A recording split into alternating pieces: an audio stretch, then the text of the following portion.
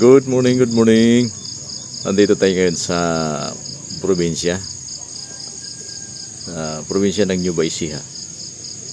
Ayan, oh, kita natin yung bundok, ang ganda, oh. Ayan. Alas 6 po ng umaga ngayon. Sa lugar po ito ng Gabaldon. Ayan. Ito po ang kagandahan ng nasa province. Sarap ang simoy ng hangin pagka umaga. Ayan, oh. Mayroon tayong nakikitang pabo. Kaya may mga manok. Medyo foggy po yung panahon ngayon kasi parang uulan. Ayan, oh. Medyo madilim pa po ang kapaligiran.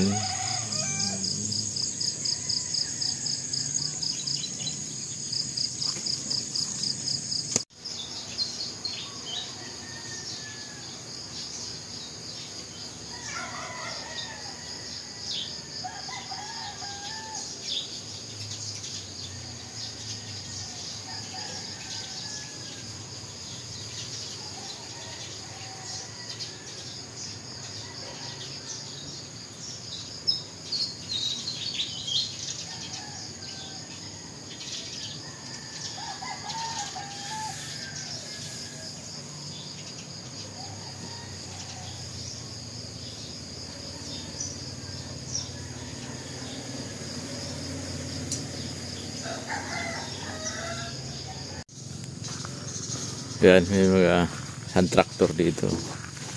Yan, guys, si kapitan sa kanyang trapal. Yan, laki ng puno po ng mangga, mga kaibigan, no? Yan.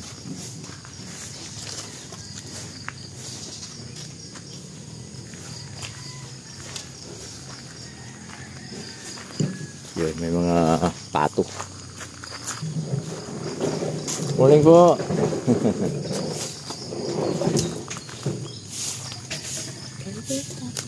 Ayan. Ayan. Nandito po tayo sa bandang likuran. Malawak po yung mga palayan dito. Ayan, bayabas na ka. Ito po kagandahan dito pag nasa probinsya. Bayabas.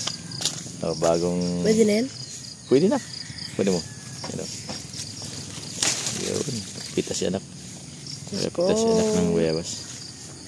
Nasa probinsya may mga prutas tayo na pipitas.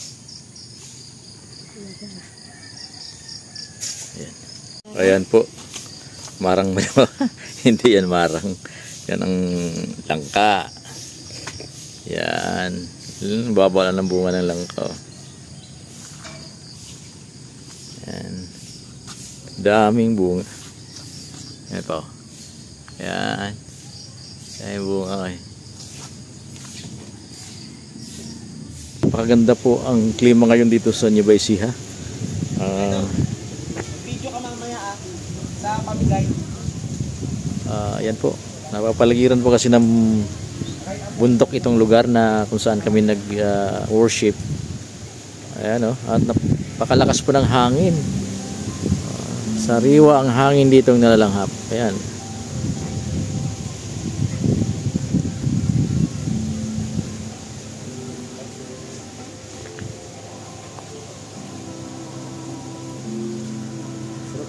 Sarap dito ng init, oh. Init lamig, oh.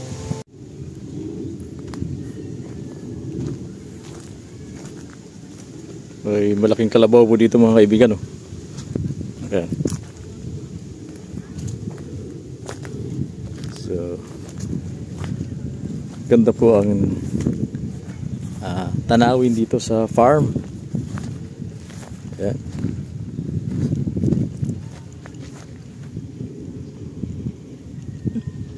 Ito pala yung tinataniman nila ng sibuyas dito sa Nueva Ecija.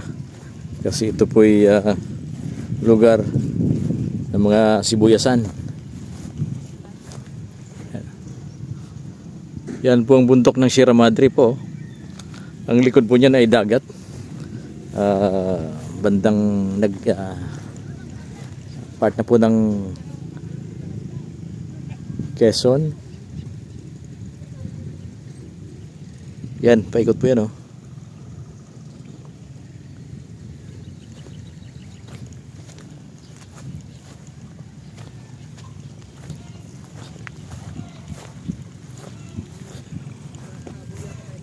Kamatis.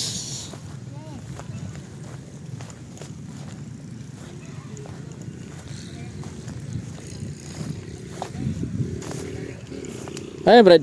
Sibuyas? Ah. Punla Ay. na sibuyas. Punla. Oo, sibuyas.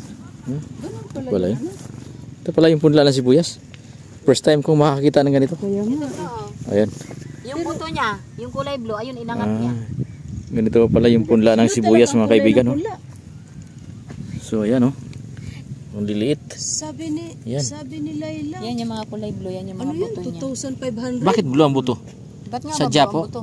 May Sadya? ano na? May Uy, chemicals man siguro yan para hindi kainin. May Ay, Jim, pataba na meron yan. din dito? May chemicals. Oo, ito. oh. Chemicals man yan. pagkatapos para niyan hindi bubunutin tapos ilipat. Kaya ganyan yan bro. Oh. Ililipat Ay, tanim. wala. Ano lang? Ganun. Sa'yo lang. Pag mataas na siya ng ganyan, bubunutin na, itatanim na. Okay. Transplant. Buti hindi napuputol.